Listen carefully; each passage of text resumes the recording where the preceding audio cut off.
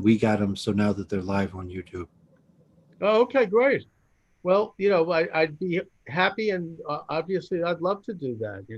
I'm into that. So let's just see here. We are now live on our good friends at YouTube, and we are live on TikTok. Welcome to the program. Charles Moskowitz here. Thank you for joining me. And David is my guest, as David and I do this thing every Thursday at 1 p.m., where we often talk issues relating to Jewish questions and Israel. Obviously, today the big topic is what happened yesterday in Washington. David, my take on it is simply that finally we had a day where the evidence of ballot fraud could be presented in a public forum, something that had been denied the president's team by judges on the state and federal level, something that had not been properly covered by state legislatures.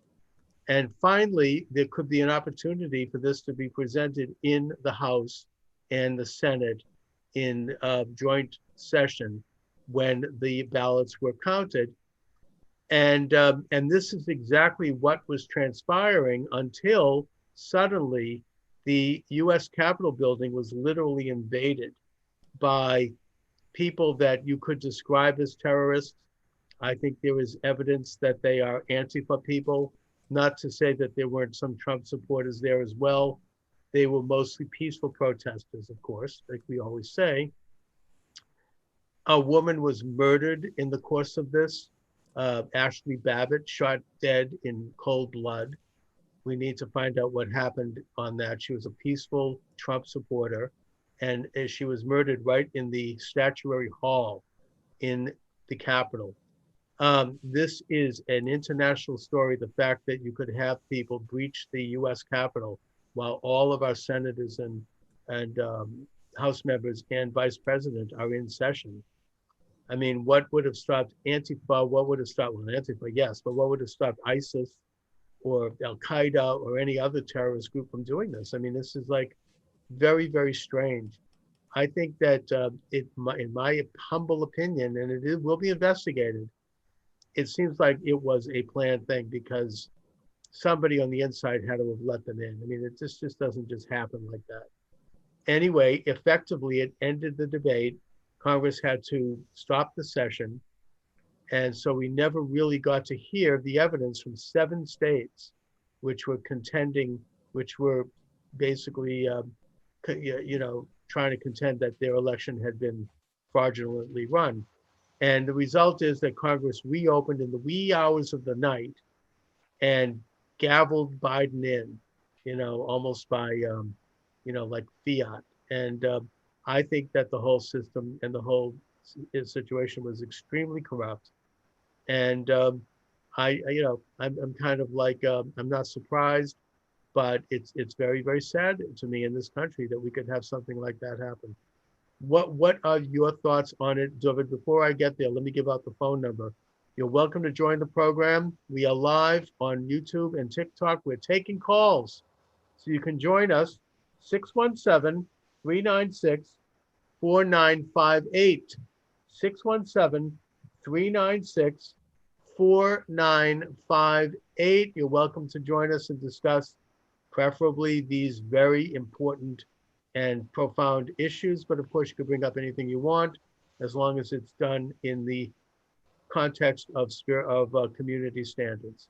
David, what are your thoughts?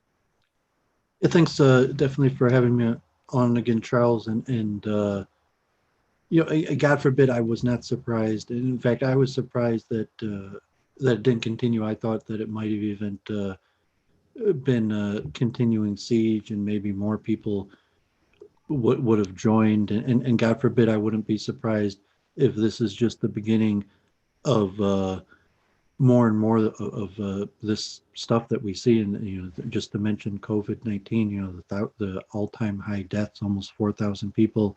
Yes. New York Times are reported to have died yesterday, and a little bit of a cheapening of life at this point. 1 in 1,000 people in the U.S. have died of COVID-19, and God forbid, it's very possible that that could go up and be 1 in 100. And just the fact that there's been this cheapening of life probably makes it more likely for people to do rash things and take more risk upon themselves in building factors. I've been saying for a while now that basically I think the federal government has largely failed and fallen, and is just being kept on life support. And the people in the halls of power, um, really all they want to do is borrow money. And I could look. I don't have evidence for any conspiracy theory of what's happening.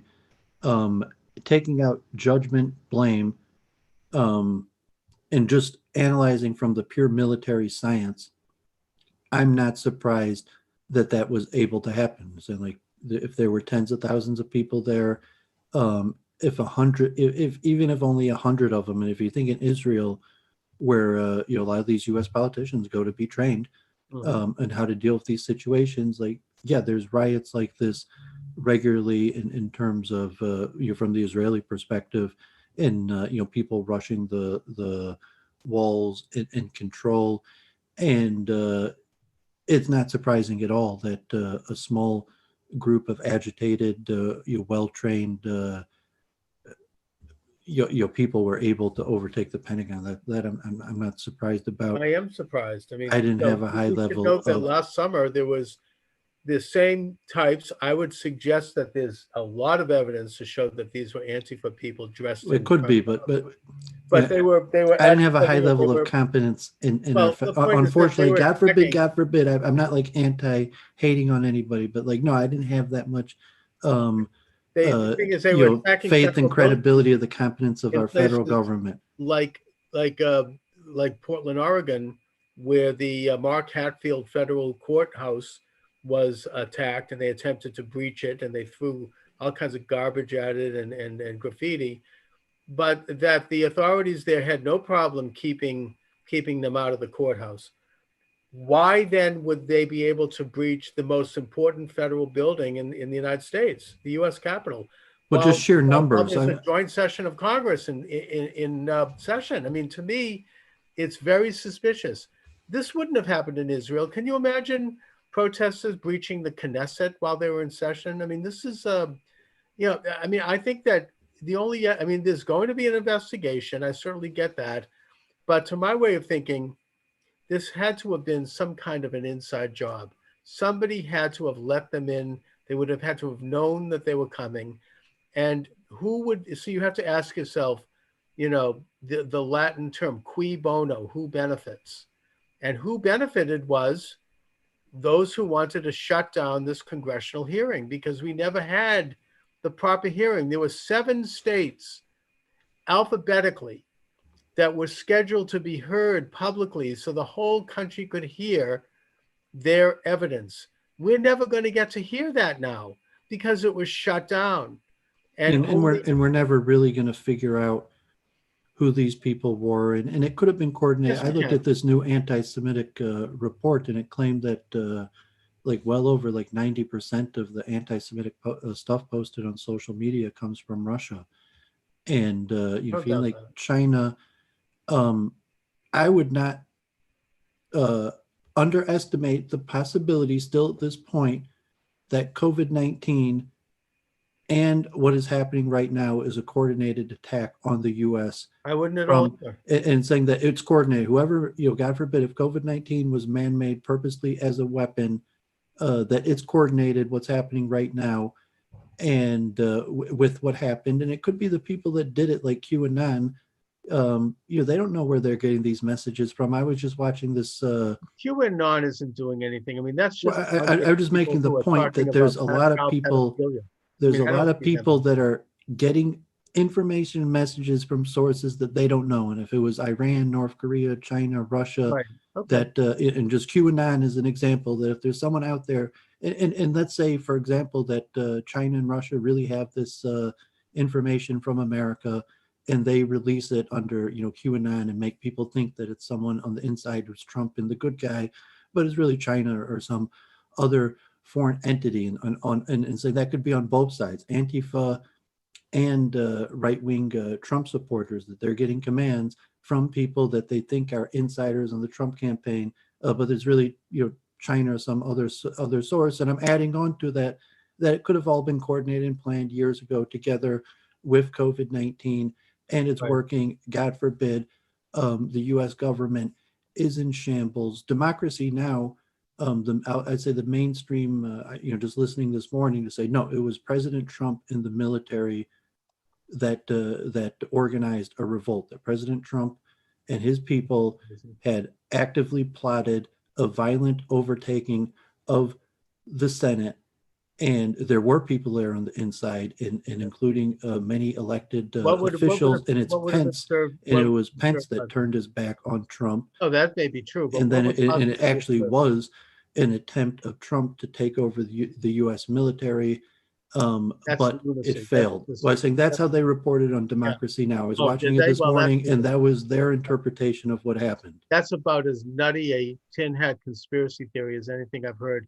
I mean, what possibly would Trump have gained by having a bunch of ragtag, nutcases go in and take Well, they over? weren't saying that woman, God forbid, who was killed, Yeah, and but that was I she saw came there's in videos afterwards. from multiple angles. Yeah, she came in Um, afterwards. They but I shouldn't mean, have she done was a that. veteran. She Yeah, was a she was a veteran. great woman, and She she could have was been an shot and murdered. insider No, from the she came U.S. in. government plotting. They came in later. The people that really busted in, you can see them, and I would suggest that there are videos that show that these are the same people who were at Antifa rallies around the country. There's that big fat guy Democracy with the Now! black Showed beard. video of protesters being purposely let in by white guards Yeah, and having good for pictures them. taken with them. And I'm not sure, Yeah, that's the right veracity of outside those, but Buffalo. that was part of their whole narrative that it was an attempted coup Yeah, led by President an Trump. attempted coup. It was an attempt to shut down the hearings and the evidence of fraud.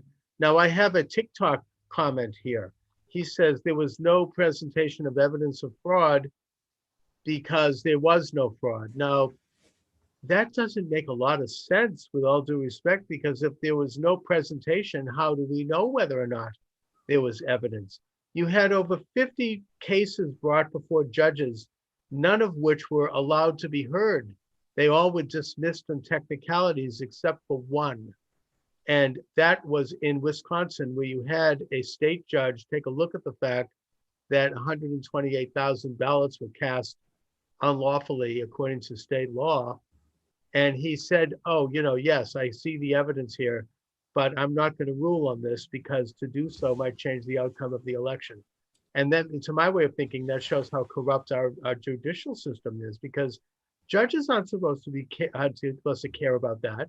They're supposed to care about upholding the law and looking at evidence. I mean, that would be like if a judge heard a murder case and the jury was about to convict someone of murder, and the judge stepped in and threw out the case because he likes this guy.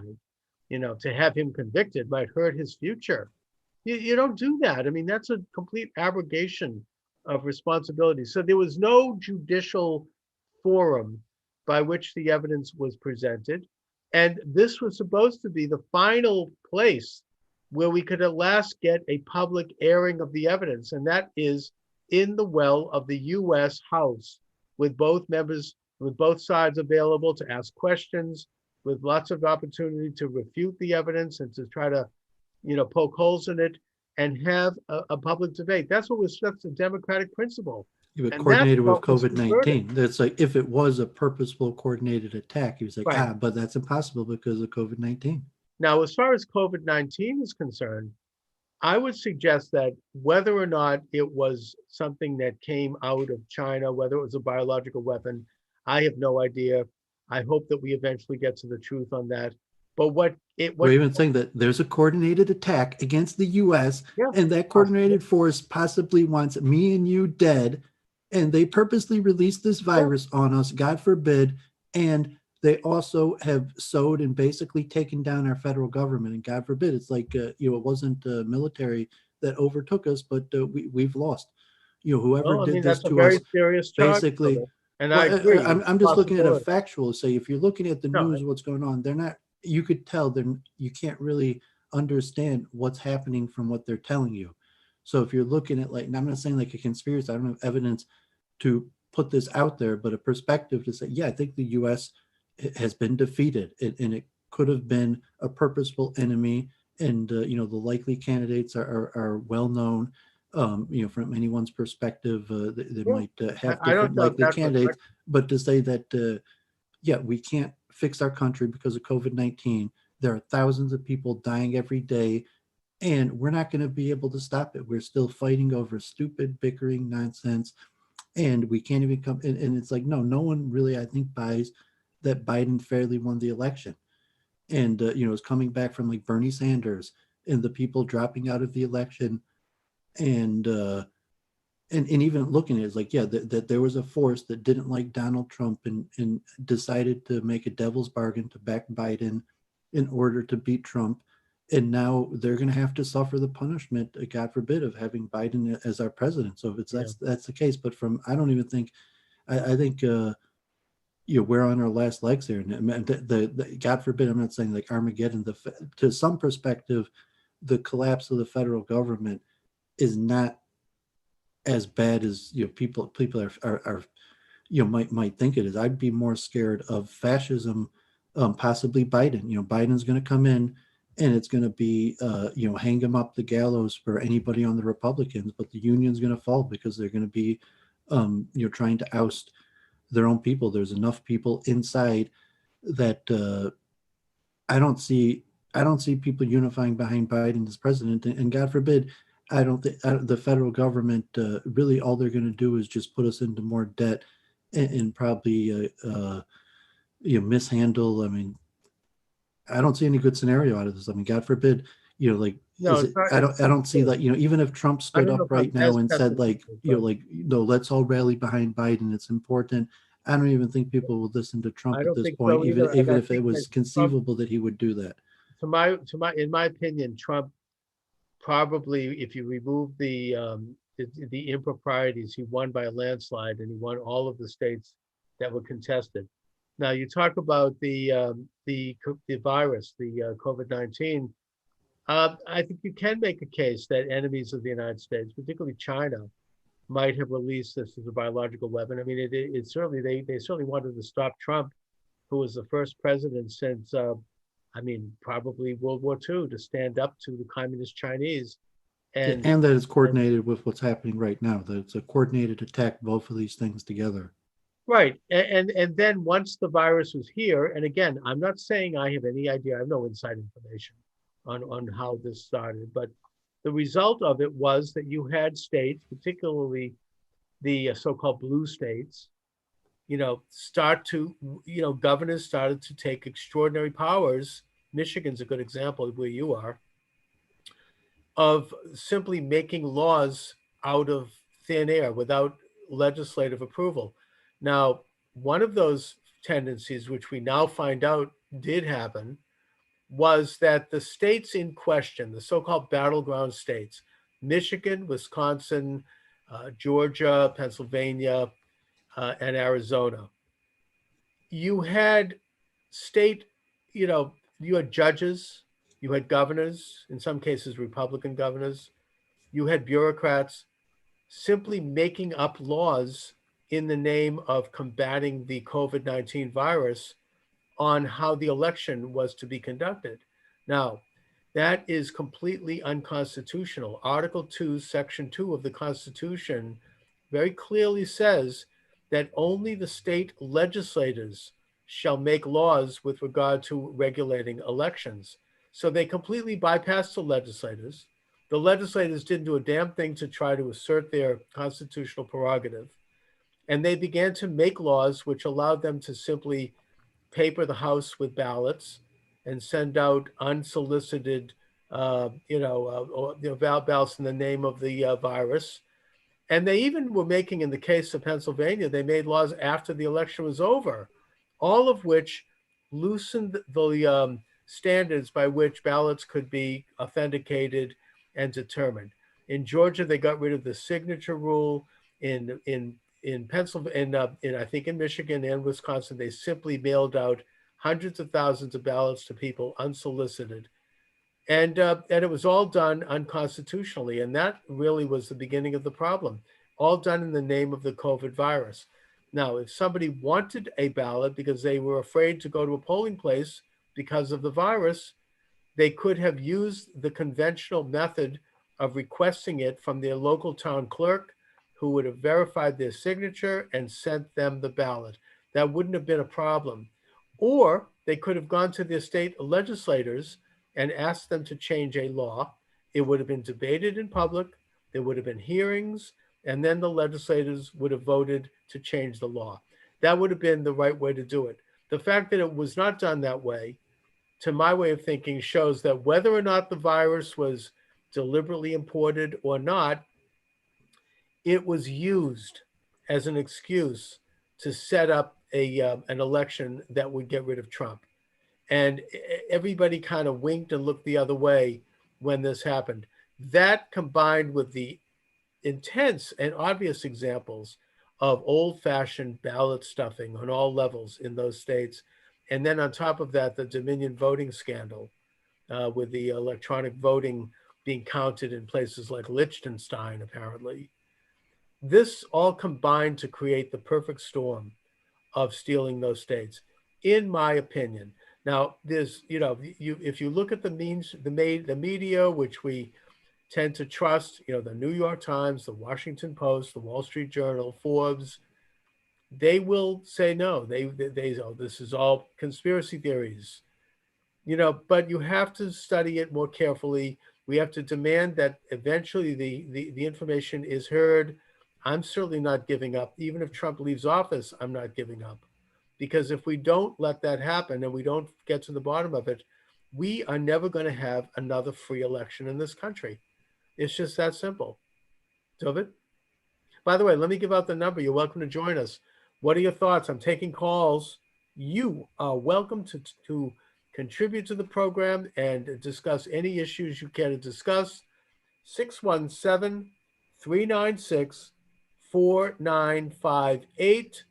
617 396 4958. I have posted the number on the YouTube live stream. I can't post it on the TikTok live stream because TikTok has said that I violated some community standards.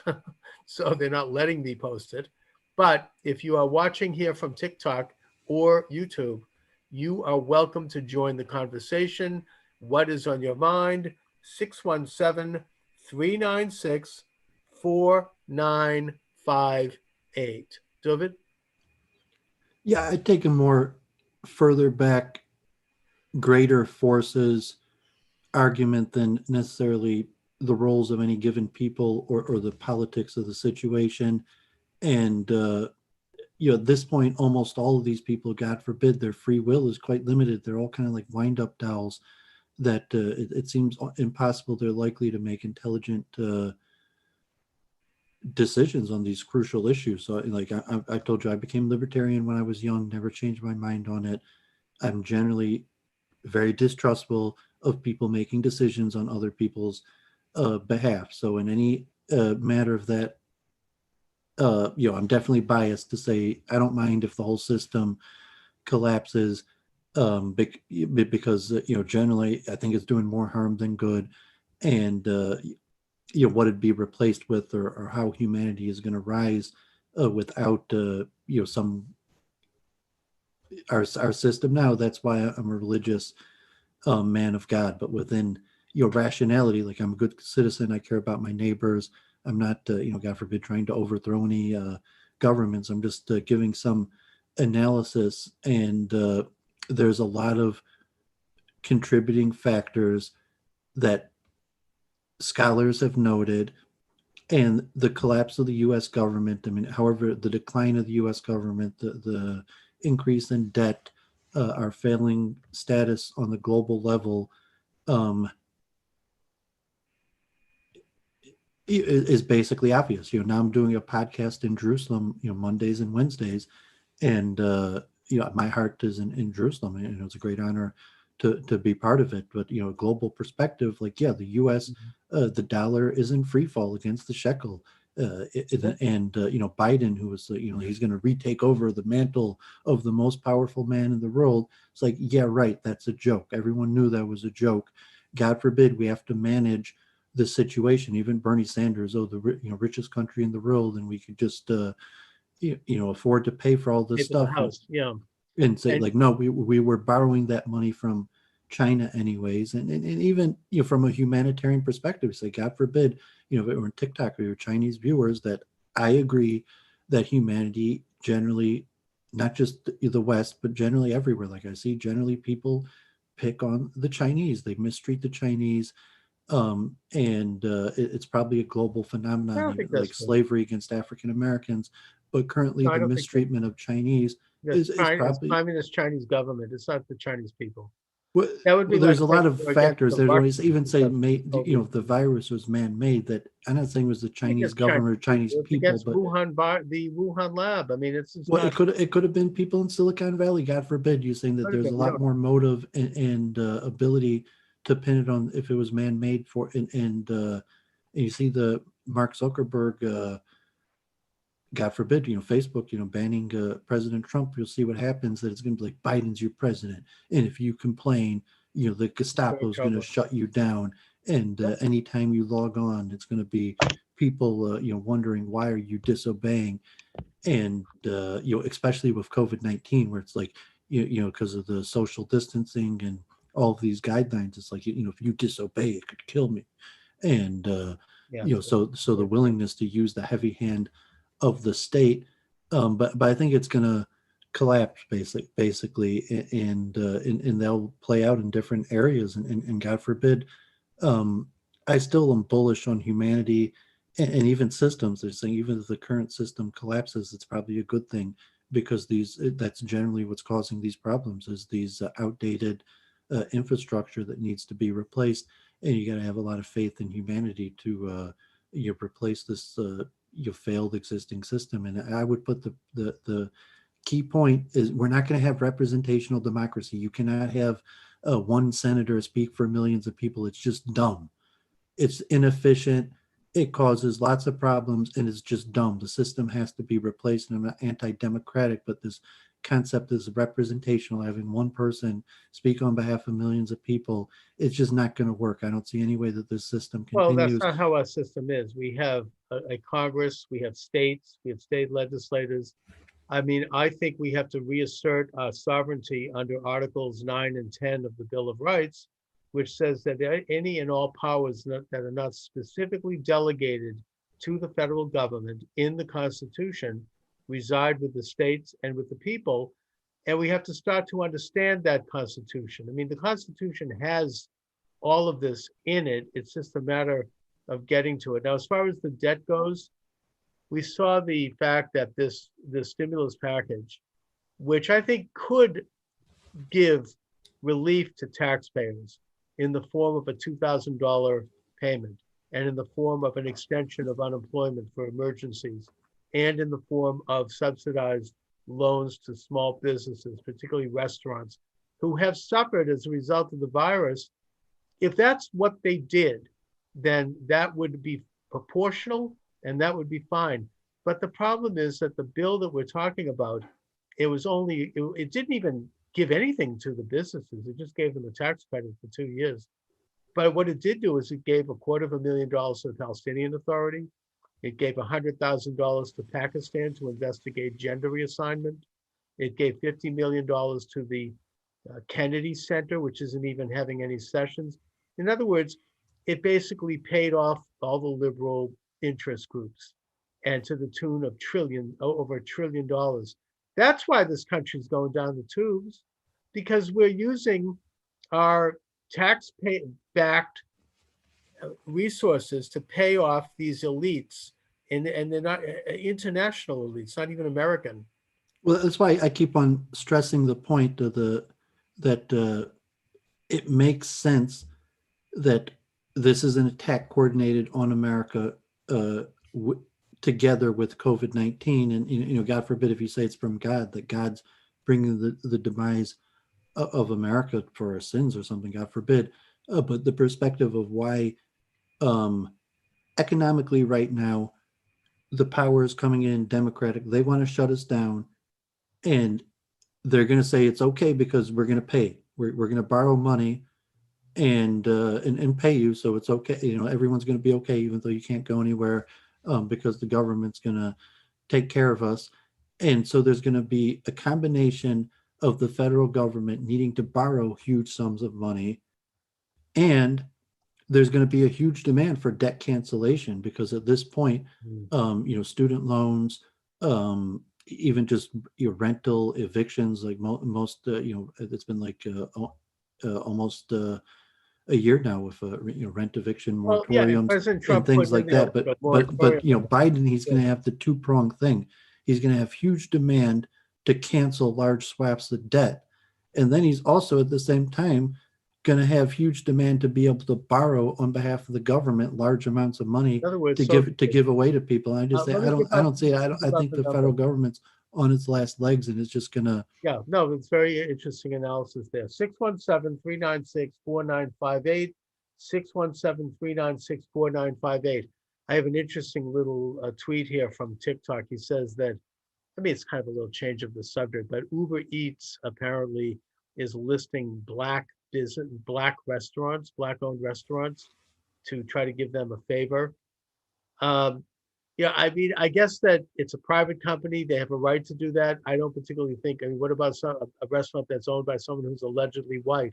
Who gets to decide who's black and white anyway?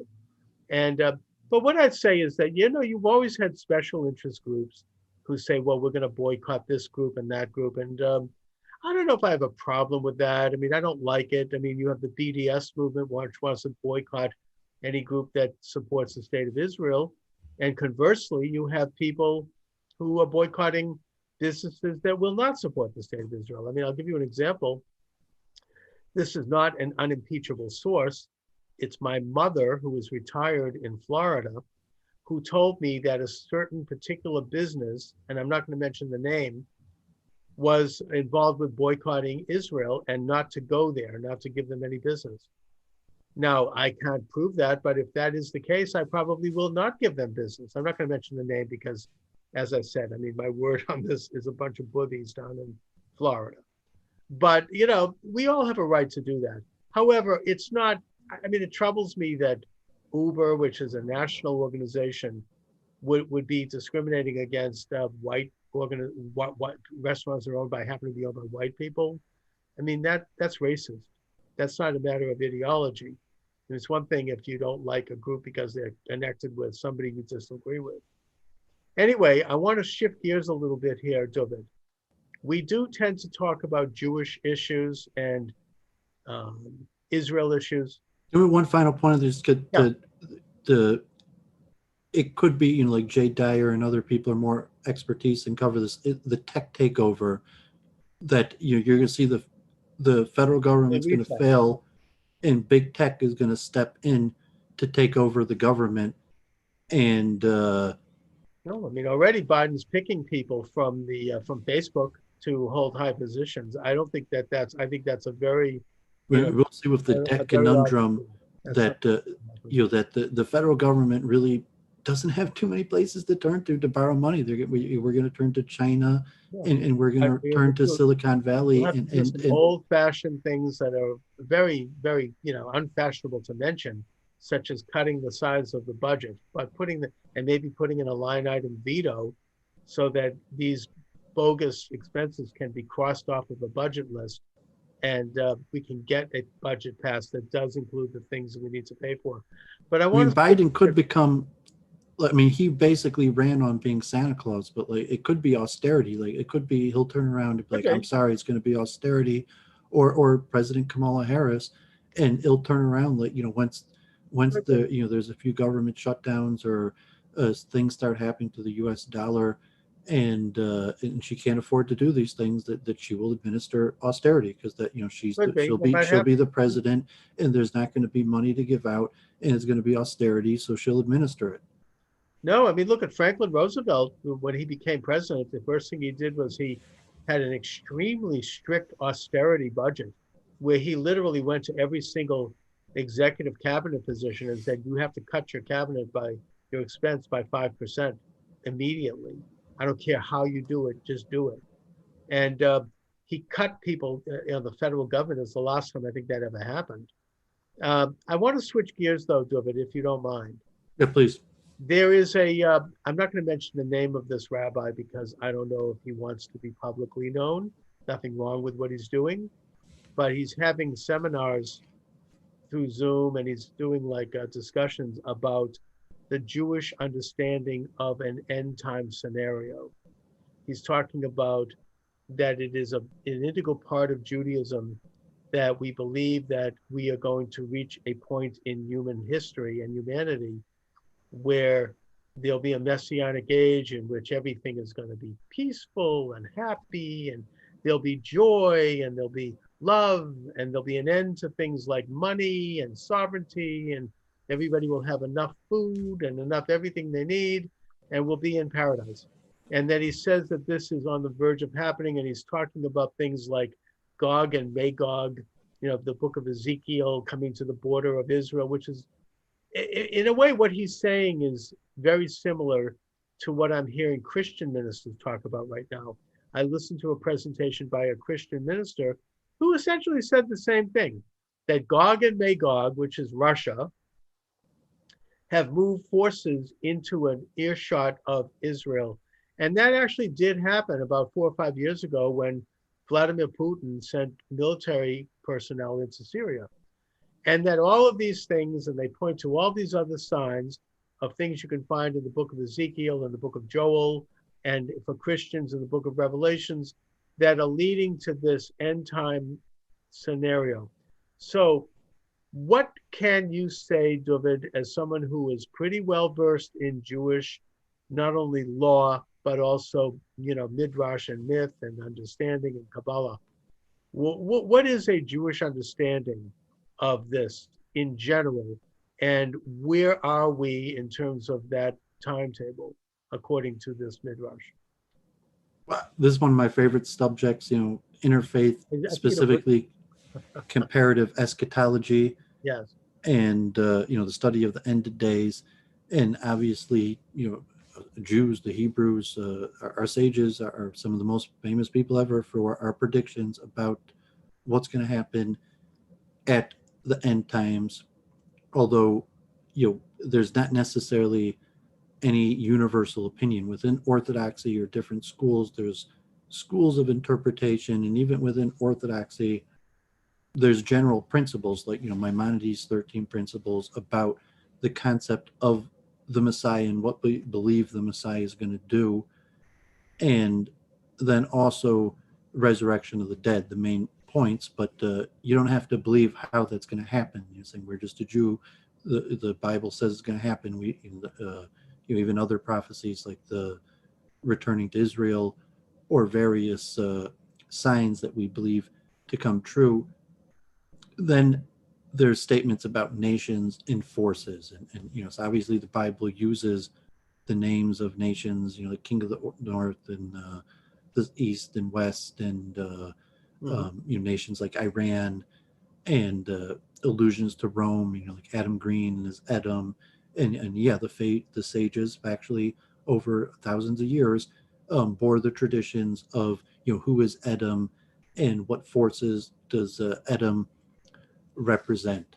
But generally, that's not mainstream, like Kabbalah or biblical interpretation. No mainstream Kabbalist or rabbi is going to tell you they know what's going to happen.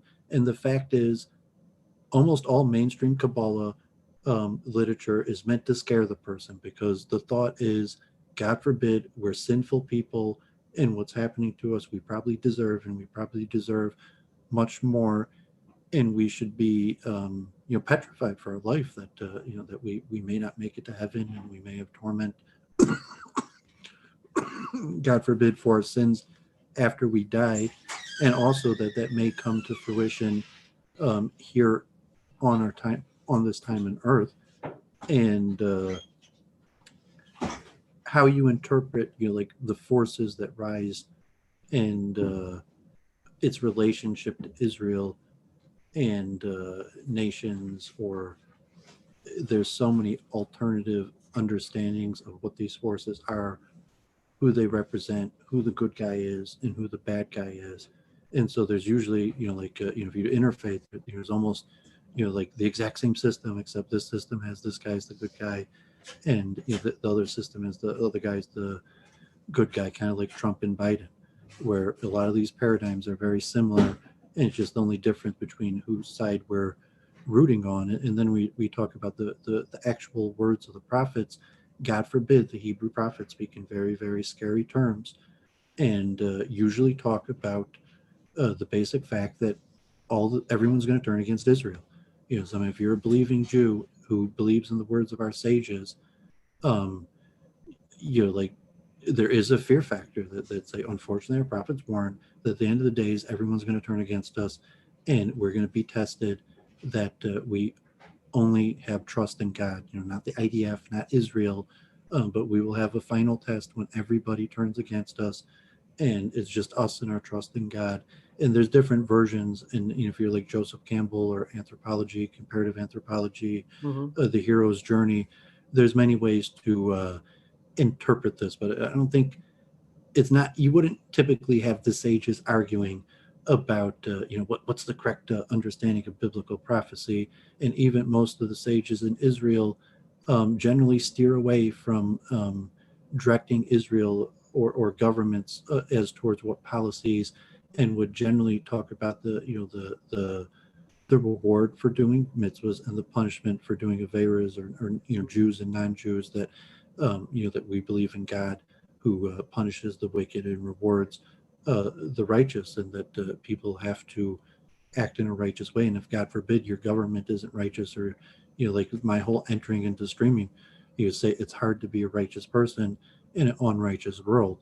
And if that's the situation where a majority of Americans feel that that I'm trying to be righteous in an unrighteous world, and Trump, Biden, Black Lives Matter, Antifa, all of these people in their own mind are trying to be righteous in an unrighteous world. What is the Jewish understanding, if there is one generally, of the afterlife? What happens when we pass away? I mean, I know that we don't quite have the same understanding that Christianity has or that Eastern religions have. We don't have St. Peter standing at the pearly gates and bringing us in and then weighing and measuring our life and our sin and our success, and then either casting us into hell, or we get to pass through. What was the Jewish understanding? And I know that, again, I mean, these things are not cast in stone. I mean, these are ideas that have been interpreted over many millennia by different people, and who have come at it from different angles. But is there a general scenario on that, David? Yeah, so among the scholars, it would probably be. I mean, I'm talking about the historical anthropological scholars. Then I'll mention, the sages. What about the Um, Jewish scholars? I want to know if there's a religious, theological understanding. so I was saying that a lot of scholars, including Israeli scholars, will say that Jews historically did not believe in afterlife, and that was an innovation of the Christians. And whether we believed in transmigration of souls and the resurrection of the dead is possible, but just saying that if you're saying that the Judeo general pattern of belief is Messiah comes, the world becomes perfected, and then the dead rise Right. and live in this perfected world. So from that conception, there doesn't actually have to be a heaven or another place where souls reside. That souls, through transmigration of souls, just when you die, you're reincarnated, and there's not another realm where the souls reside. And that was probably, is, even among the sages, the mainstream position, that the Christian concept that there's a separate place where souls reside outside of the material realm, like heaven or hell. There are some Kabbalists. So there's no Olam Haben. There's So the no. Talmud uses the word olam haba, which just means the world to come, Mhm. which in literal term means the future. So the Kabbalists, largely writing in the 15th century, or going back to Rishonim 800 years ago, start reinterpreting claim in the method that Jewish scholars, like generally do, like me and you till today would have to apply. to saying that this is what the sages always meant, but in all likelihood, the sages at that time didn't mean that. They just meant the future, and it couldn't even meant, like tomorrow, like, Charles, do a mitzvah and you'll be rewarded in oilam haba. And that meant karmatically, like, yeah, tomorrow, if you give a quarter Okay. to a homeless guy, something good might happen to you tomorrow. It didn't mean like after you die and your soul in some other realm. But so a lot of Kabbalists did start writing literature that interpreted there being other realms where the soul goes to after death or even during sleep. And because Judaism is more a religion of practice than belief, so to say, a dispute among Kabbalists is not a big deal to your average Jew, because like these Kabbalists who disputed, like, whether there's another realm where souls exist or whether they just reincarnate and are always in the same material realm, they all agree that we, have to put on tefillin and keep kosher and all the other basic aspects. So it was largely a theoretical, abstract debate among Kabbalists, and so you'll find a wide array of beliefs among Jews. Most notably is a vast increase over the normal population of whites and Europeans of belief in reincarnation, that Jews are much more likely to believe in reincarnation, and also the concept of heaven and hell, where So we believe in Catholics, look at reincarnation, because I thought that was an Eastern type of a thing, a Buddhist idea, that the soul continues to remanifest. I never really thought of that as Jewish. Again, I'm not a Jewish scholar.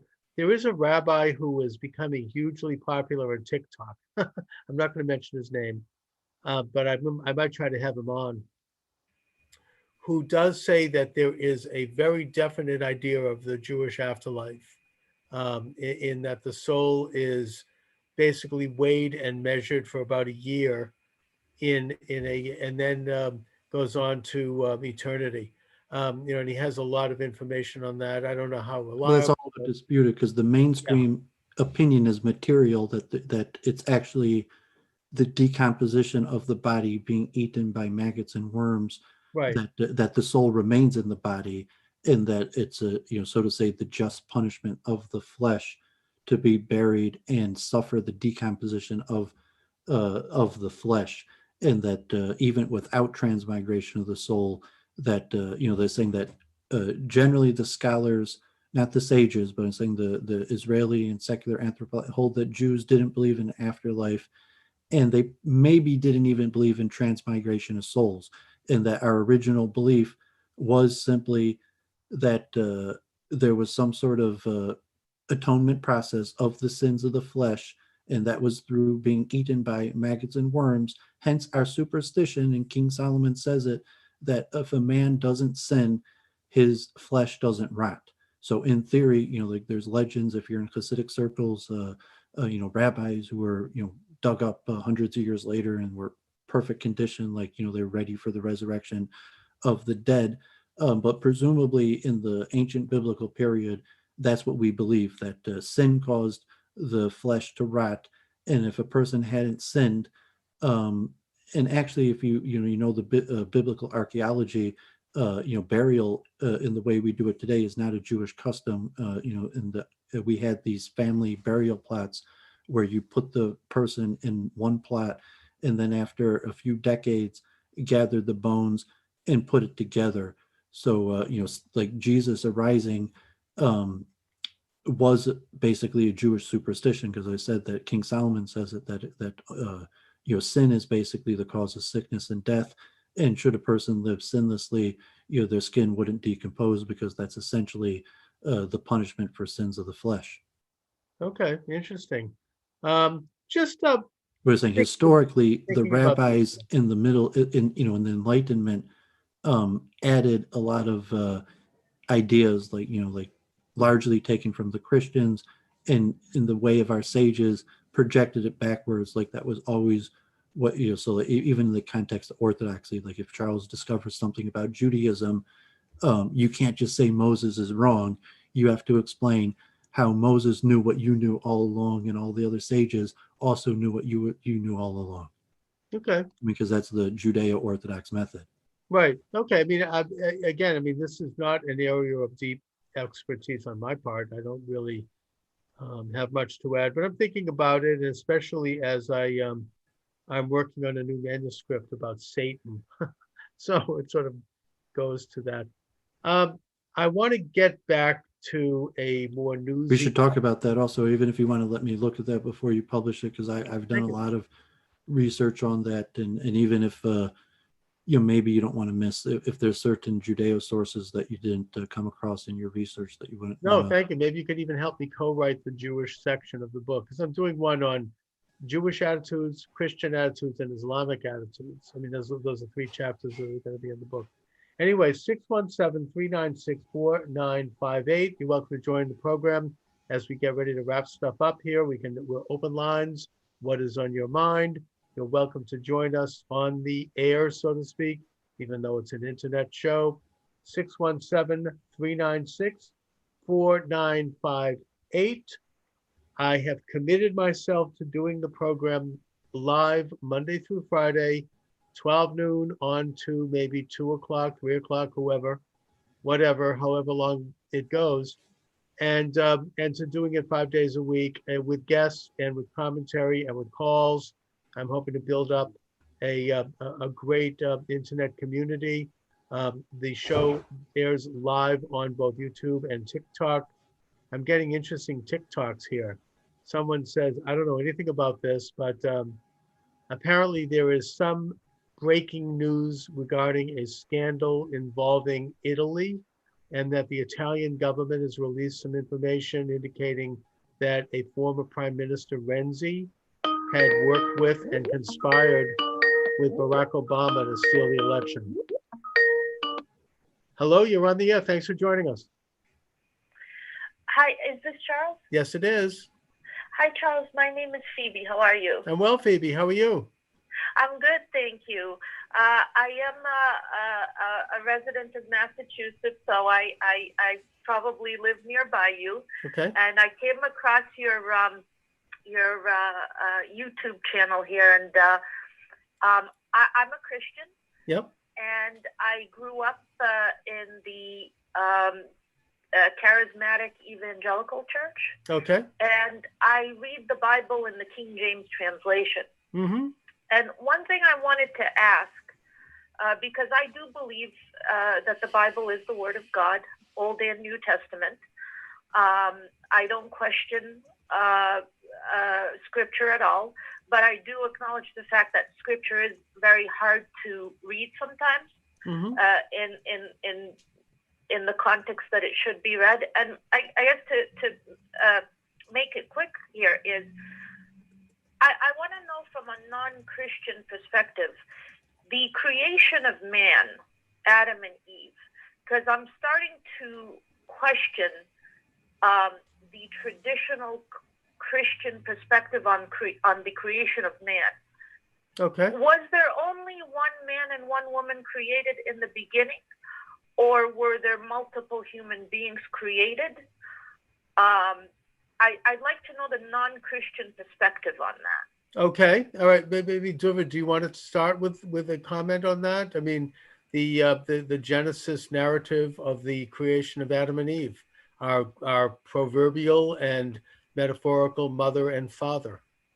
Yeah, so anyone who starts Jewish studies, like Talmudic studies, first notice the first page of Talmud has a series of disagreements among rabbis, and almost all answers to Jewish questions on topics like these, even practice, because it's saying Judaism is more a religion of practice than belief, is where Christianity in many ways is more religion of belief than practice. So there's a wide array of Jewish opinions on this issue, from literalism to modern day kind of evolutionary apologetics. On our podcast in Jerusalem, Root and Branch, we had the famous MIT physicist Gerald Schroeder, who wrote the book Genesis and God, and basically tries to synthesize evolution and biblical literalism from saying that the 6 days of creation is from the God's eye perspective of what a day is, and the man's eye perspective it looks like evolution, to people saying literalism. If the Bible says that there were pre-existing bodies of waters and big sea creatures before creation, then that's what it is. But generally for Jewish practice, unless a person is causing trouble from believing things, from voicing and causing other Jews to leave the path, so to say, um, Judaism's more about practice, not belief. So we could carry on, so me and Charles, we could be friends for decades and still disagree about what happened. Was there Eve, one man in the beginning? How to interpret the text, but we're still going to agree to pull out Moses and read it. So I mean, I could let Charles give some a few of his Thank you. interpretations of Adam and Eve. Well, first of all, David, you've said something really interesting and profound here in quoting this MIT professor on the question of the 7 days of creation, that if you have man's understanding and definition of the day, it has to do with the number of times the earth rotates around the sun. That's 24 hours, that's a day. And that's how we measure a day. But if you look at the definition from God's perspective, God is not constrained by any celestial body and its relation to any other. The definition of a day could be, by our standards, 1,000,000 years, I suppose. So it's an interesting little, I suppose you'd say, a synthesis of both faith and science.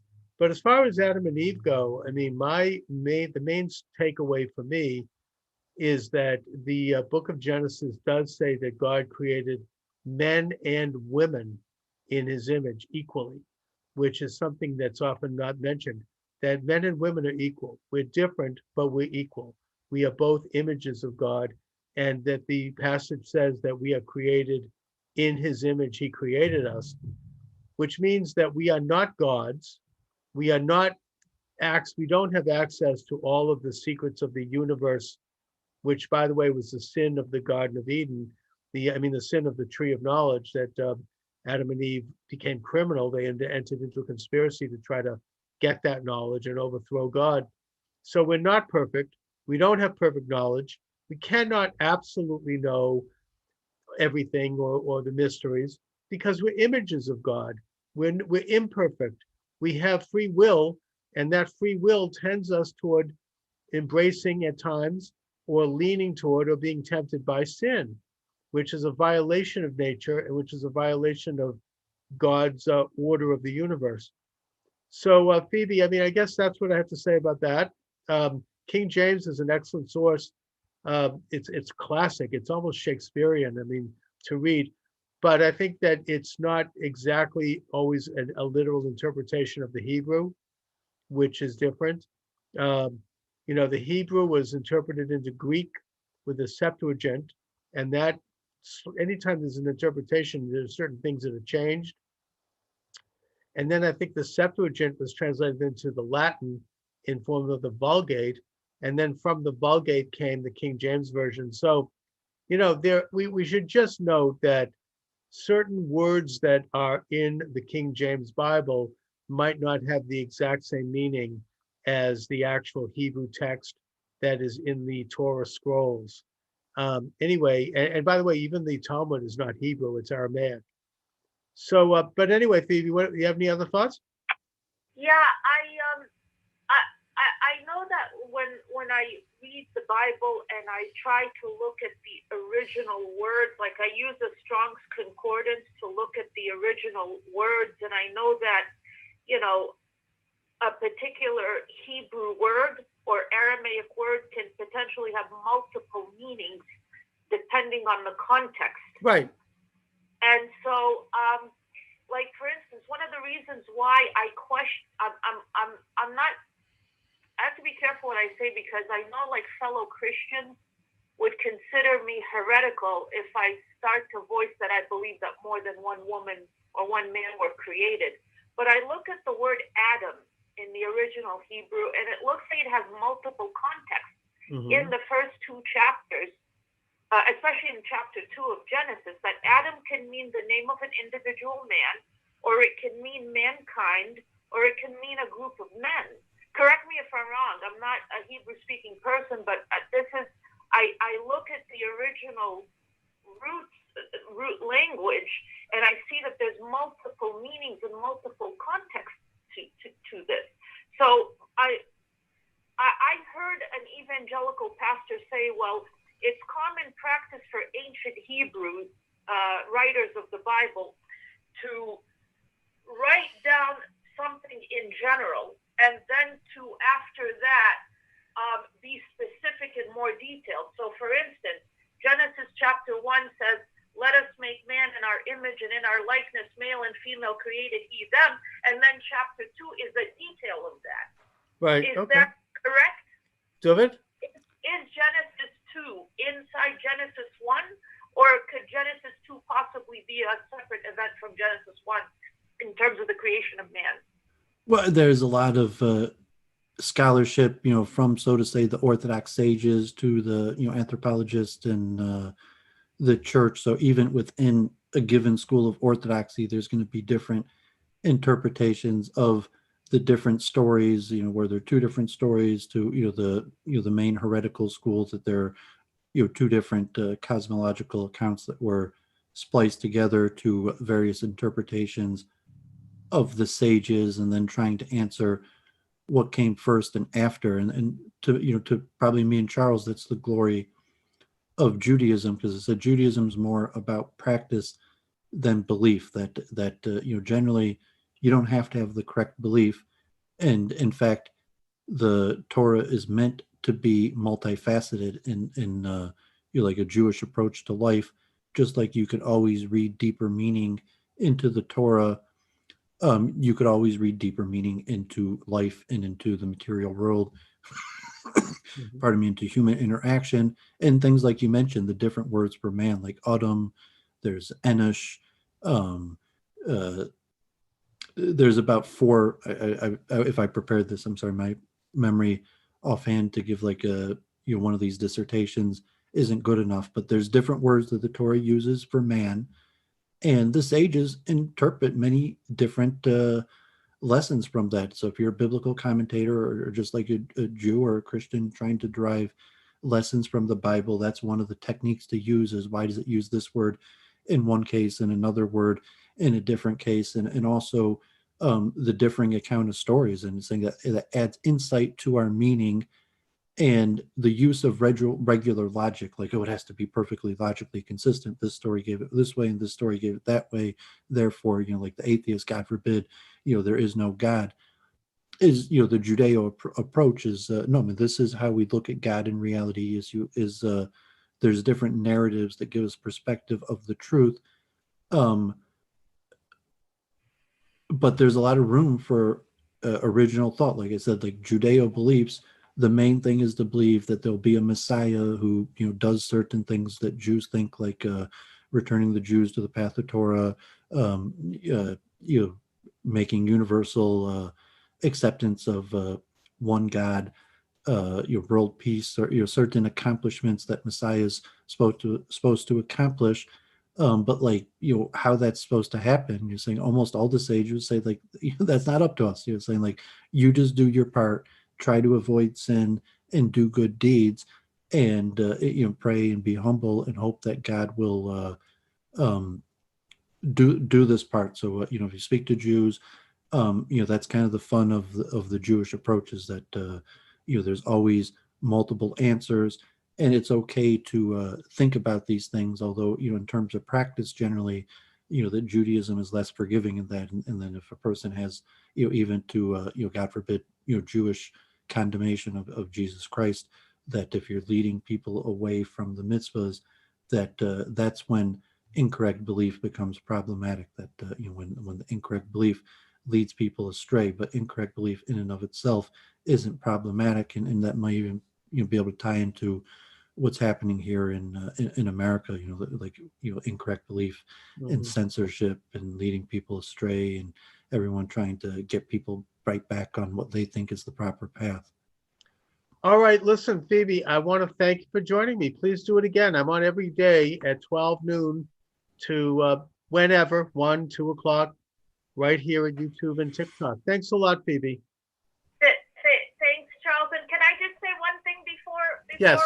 I leave? Yeah, I just want to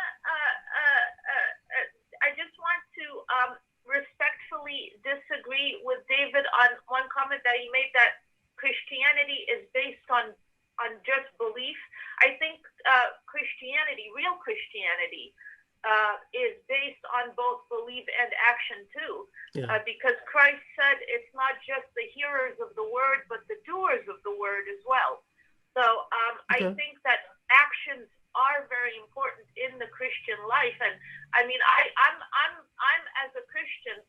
Well, obviously, I didn't mean to say that Christians don't care about actions, by saying the emphasis is on the opposite extremes, where Judaism emphasizes actions more than belief, and Christianity emphasizes belief more than actions. But obviously, But I Judaism also has think it's belief an and Christians have intra-Christian actions. argument between Catholics and Protestants, whereas Catholics tend to be more involved a little bit into action and works, whereas Protestants tend to be more into faith. You know, the Martin Luther's idea of sola scriptura, or faith and faith alone. But, even so, I think even within that context, Christianity does call for action. I mean, it's involved with charity, tithing, good deeds. I mean, I think that all of that, it may not be in Judaism, we're a little bit more formalized about it, but I think that both are teaching action and good works as a manifestation of faith. Anyways, thanks so much, Phoebe. Call again. Absolutely. Thank you. You bet. God bless you. Thank you so much. Thank you. God bless. Bless Nice you. talking. All right. All right. So, David, we actually got a call there. That's fantastic. You're welcome. But maybe we can squeeze in one more quick call before we sign off. 617-396-4958 is the number. This is great. I'd love to get calls. Yeah, you got to be consistent though, because to some extent, it's like creating a minion or in real life activity, party promoting it, but you got to have hours and be consistent. Yeah. So, well, I mean, my goal is to really develop a program where we do get regular calls every day, and it becomes like a great and glorious experience of community, which is what I've always loved about talk radio anyway. 617-396-4958. 617-396-4958. David, I guess that I shall return, God willing, tomorrow at 12 noon, high noon, at the OK Corral, at the Moscowitz Corral. Tomorrow, 12 noon. And you're welcome to join then. We'll see about guests. I may have a few surprises up my sleeve. You're welcome to discuss issues of the day. You're welcome to call in. We're live at that time, both at YouTube and TikTok. Please subscribe to my YouTube channel, and please you can check out my books available at Amazon Books. David, do you want to mention where people can hear your excellent show? Yeah, so I have my own channel, Duvid, which actually don't have much content because I used to post in real life stuff. I do release occasional streams like research or talks. But my regular content Thursdays on 1 o'clock Eastern time, and Charles here, great honor to be your regular co-host with him, and wish his regular program success. I've had a Sunday program with Church of Entropy in the YouTube chat for almost 2 years now. Mm-hmm. Sunday evenings, usually like 7 or 8, and that sometimes goes a few hours. And we talk more synthesis of spirituality and science. So as this you actually talk some of that today, that the callers that's the benefit of having callers that might direct to the conversation. And me and Jennifer just took on this root and branch. We're teaming up with Lowell Gallen, and eventually Charles and him will speak, and hopefully we'll book Charles. But we should book him on my show. I'll go on his. I mean, he was an American journalist with a nice resume, and his podcast in Jerusalem Monday and Wednesday nights, and it was actually an in-person lecture series that only went virtual due to COVID-19. But he found me same way Charles found me, watching me debate on Adam Green, and he kind of Speaking recruited of me. which, you did one heck of an interview with Adam Green at No More News. We should see if we could get him. Well, I say got me. I mean, you basically recruited me from there. Yeah. Like I didn't have a resume besides that. Like I stood up And I to. think also we should talk. You did a talk with E. Michael Jones, which I saw. Yeah. Oh, I mean, you might have saw me there, but I mean, you basically recruited me from seeing me. I didn't have professional training like. That's right. And so Lowell also. But I got Jennifer. We got them up and running, so they were recording Zoom calls and posting. So now, and actually, me and Jennifer will be the speakers next Monday night in Jerusalem, 8:30, 1:30 Eastern time, Excellent. talking about reincarnation and the heart problem of consciousness. Is in Jerusalem, Mhm. and something maybe Charles himself never even thought that much about. But like the reality is I'm not sure if Maimonides writes about reincarnation. I think he does even, but almost all the major sages had thoughts on reincarnation, Okay. and so it's a Excellent. pretty interesting topic to think about.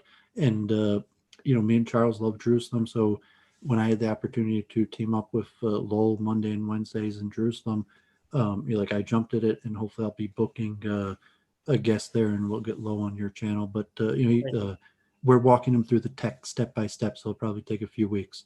Okay. Excellent. All right, David. Listen. Thanks as always. Talk to you soon. Talk to you You next too. week at Shalom. this time. Shalom.